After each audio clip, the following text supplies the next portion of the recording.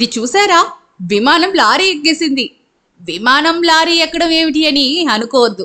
జో కూడా కాదండి, నిజంగానే లారీ ఎక్కిన విమానం జాతీయ రహదారి మీద ఎంచక్కా పోతుంది.